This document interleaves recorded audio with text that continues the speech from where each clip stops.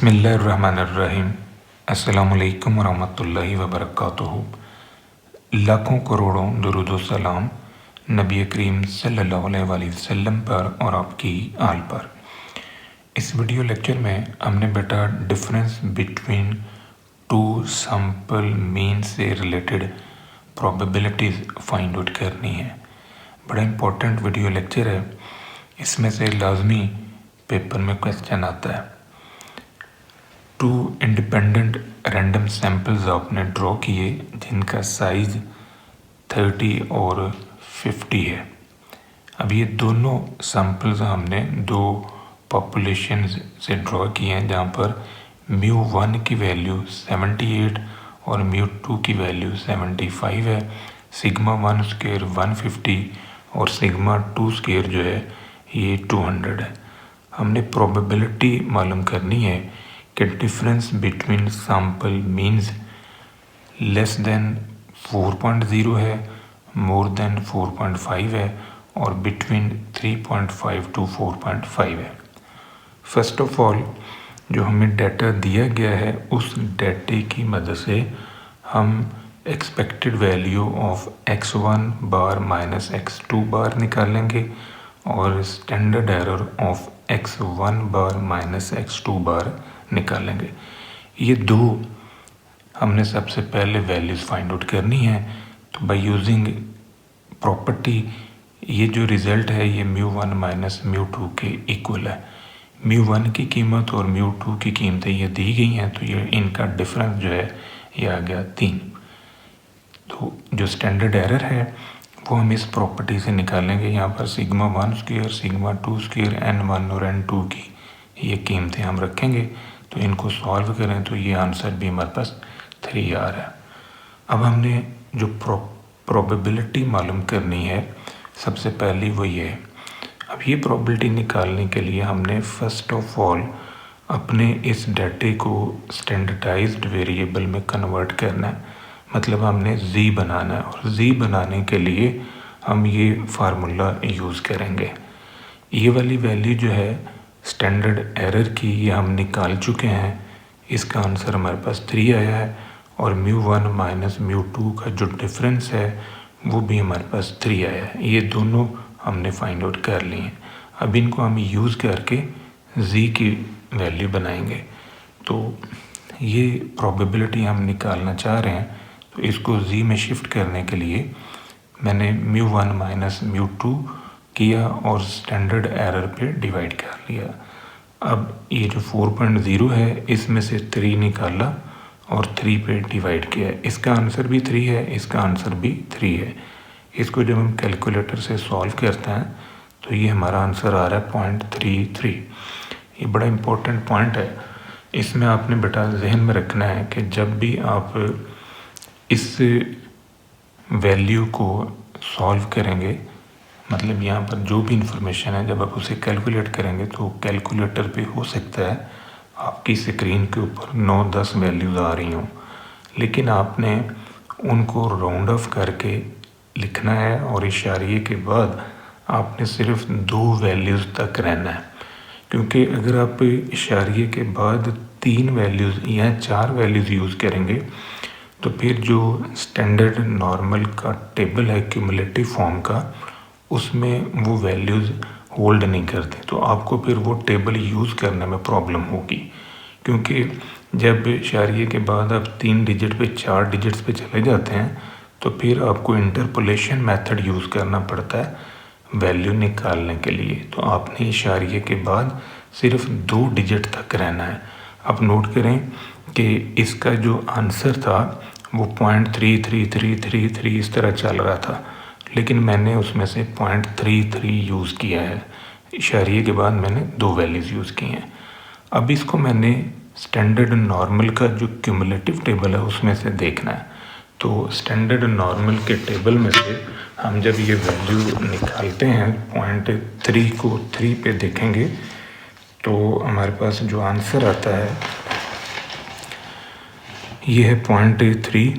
तो इसको मैंने 3 पे लेके जाना है। ये 0.6293 आंसर आ रहा है। ये डॉक्टर अफजाल बेग साहब का टेबल है जिसमें से मैंने ये वैल्यू ली है। तो ये हमारे पास पहला जो आंसर आ रहा है 0.6293 आ रहा है। अब हमने ये प्रॉबिलिटी निकालनी है, तो ये बात भी आपने बेटा जहन में रखनी है, जितनी भी प्रोबेबिलिटीज़ आप ये ग्रेटर के सिंबल की निकालेंगे, आप इनको डायरेक्ट सॉल्व नहीं कर सकते, आपने इनको लॉ ऑफ कॉम्प्लीमेंट की मदद से शिफ्ट करना है। यानी आप इसको लॉ ऑफ कॉम्प्लीमेंट की मदद से इस तरह लिख सकते हैं। तो अब ये वाली जो वैल्यू है ये आपको टेबल में से मिल जाएगी, इसका सोल्यूशन मिलेगा। इसको पहले हम जी में कन्वर्ट करते हैं और फिर टेबल की वैल्यू देखेंगे। तो इसको जी में कन्वर्ट करने के लिए इसमें से मैंने μ1 माइनस μ2 निकाला और स्टैंडर्ड एरर x1 बार माइनस x2 बार पे डिवाइड किया। अब ये दोनों आंसर जो हैं ये हम निकाल चुके हैं। ये हमारे पास 3 और ये भी 3 आया हुआ स्टैंडर्ड एरर। तो इसमें से 3 माइनस किया और 3 पे ही डिवाइड किया, तो इसका जो फाइनल रिज़ल्ट है वो हमारे पास आ रहा है 0.5। अब 0.5 को मैंने स्टैंडर्ड नॉर्मल के क्यूमुलेटिव टेबल में से देखना है। तो 0.5 को जब हम देखते हैं तो ये आंसर हमारे पास आ रहा है 0.6915। तो ये आंसर जो है 0.6915, 1 में से आपने इसे निकालना है, तो ये आपका रिक्वायर्ड आंसर होगा। अब एक प्रॉबिलिटी आपने निकालनी है बिटवीन की, यानी इनका जो डिफरेंस है मीन्स का वो इन दो वैल्यूज़ के दरमियान है। तो अब इसको हमने जी में कन्वर्ट करना है। इसको जी में कन्वर्ट करने के लिए μ1 माइनस μ2 निकाला और स्टैंडर्ड एरर पे डिवाइड किया। अब ये दोनों आंसर जो हैं ये 3 हैं, तो इस पॉइंट में से 3 निकाला और फिर 3 पे डिवाइड किया। इस पॉइंट में से भी 3 निकाला और 3 पे डिवाइड किया। इसको आपने कैलकुलेटर से सॉल्व करना है, तो ये आंसर, इसको कैलकुलेटर से सॉल्व करना है तो ये आंसर, ये वाली वैल्यू आपकी जी है। ये याद रखना है कि इशारिये के बाद 2 डिजिट तक रहना है। अब बड़ी वैल्यू में से छोटी निकालनी है। ये वैल्यू बड़ी है, इसमें से छोटी वैल्यू की प्रोबेबिलिटी हम माइनस करेंगे। अब इन दोनों वैल्यूज़ को हमने टेबल में से देखना है। तो क्यूमुलेटिव टेबल में से जब हम इन दोनों वैल्यूज़ को देखते हैं तो 0.5 का आंसर ये आ रहा है और 0.1 को 7 पे लेके जाना है, तो ये 0.1 है, इसे 7 पे ले जाएं तो ये 0.5675 आंसर आ रहा है। तो इन दोनों को माइनस करवा लें, ये आपका रिक्वायर्ड आंसर होगा। अब चौथी प्रोबेबिलिटी जो हम मालूम करने जा रहे हैं वो है मॉडुलस। x1 बार माइनस x2 बार का मॉड है और ये लेस देन 4.5 है, 4.0 है। अब इसको पहले हमने कन्वर्ट कर लिया इस तरह, क्योंकि मॉड के अंदर 2 वैल्यूज़ होती हैं, एक नेगेटिव एक पॉजिटिव। तो अब इसको मैंने जी में शिफ्ट करना है। जी में शिफ्ट करने के लिए जैसा कि हमने यहाँ पर 3 माइनस किया था, 3 पे डिवाइड, 3 माइनस 3 पे डिवाइड, यही कॉन्सेप्ट जो है ये हम यहाँ पर भी लगाएंगे। तो यहाँ मैंने ये कॉन्सेप्ट डायरेक्ट अप्लाई करके तो ये वैल्यू जो है ना ये निकाल ली है। अब बड़ी वैल्यू में से छोटी निकालनी है, बड़ी वैल्यू की प्रोबेबिलिटी और छोटी वैल्यू की प्रोबेबिलिटी। 0.3 को 3 पे देखना है तो ये आंसर -2.3 को 3 पे देखना है, -2.3 को 3 पे, तो ये है -2.3, इसे 3 पर ले जाएं तो ये आंसर आ रहा है आपके पास 0.0099। तो 0.0099 आप माइनस करें, ये आपका रिक्वायर्ड आंसर होगा। अब इसी टॉपिक से रिलेटेड कुछ क्वेश्चंस हैं जो मैं आपको प्रैक्टिस के लिए दे रहा हूँ। सारे क्वेश्चंस आपने नहीं करने हैं, लेकिन सारे क्वेश्चंस को बेटा आपने पढ़ना ज़रूर है। तो आपने नोट करना है कि कितने क्वेश्चंस हैं जो आपकी रेंज में आ रहे हैं। डायरेक्टली पढ़ते हुए आपको पता चल जाएगा कौन सा आप कर पाएंगे। कोई क्वेश्चन ऐसा होगा जो आपको पढ़ते हुए शायद समझ ना आए, तो उस पे ज़रा आपने फोकस करना है, उसको आपने ख़ुद से सॉल्व करने की कोशिश करनी है। इक्वेशंस जो बच्चा बना लेता है वो उसको सॉल्व कर लेता है, क्योंकि जब इक्वेशन बन जाती है फिर आपने उस इक्वेशन को जी में शिफ्ट करना होता है। तो जी में ले जा के फिर आपने टेबल देखना है बस। तो ये क्वेश्चन जो है ना ये आपने ख़ुद सॉल्व करना है, ट्राई कीजिएगा। Random sample of 100 drawn with replacement from two population μ1 μ2 σ1 σ2 दे दिया है। Find the probability difference between given pair of mean is less than 1। मतलब x1 माइनस x2 बार का जो डिफरेंस है वो लेस देन 1 है। डिफरेंस ग्रेटर देन x1 बार minus x2 बार का डिफरेंस ग्रेटर देन 1.5।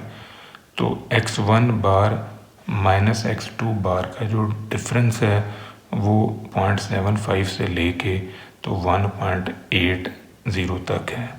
तो ये सेम तीनों ही हमने अभी क्वेश्चन में सॉल्व की हैं। इसी तरह की प्रॉबिलिटी ये आप खुद कीजिएगा। ये वाला डाटा भी डबल डाटे में, और ये इक्वेशंस आपको पहले ही बना के दी हैं। इनको जी में शिफ्ट करना है, जी में शिफ्ट करके आपने टेबल देख लेना है। ये वाले क्वेश्चन के अंदर भी इक्वेशन जो है ना ये आपको बना के दे दी हैं।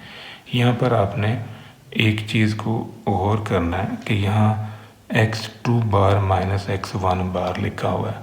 तो जब आप इसको z में शिफ्ट करेंगे तो z में शिफ्ट करते हुए आपने फिर μ1 माइनस μ2 यूज़ नहीं करना, आपने फिर यूज़ करना है μ2 माइनस μ1, क्योंकि अगर ये पहले है तो दूसरी तरफ जो μ2 होगा वो भी पहले आएगा।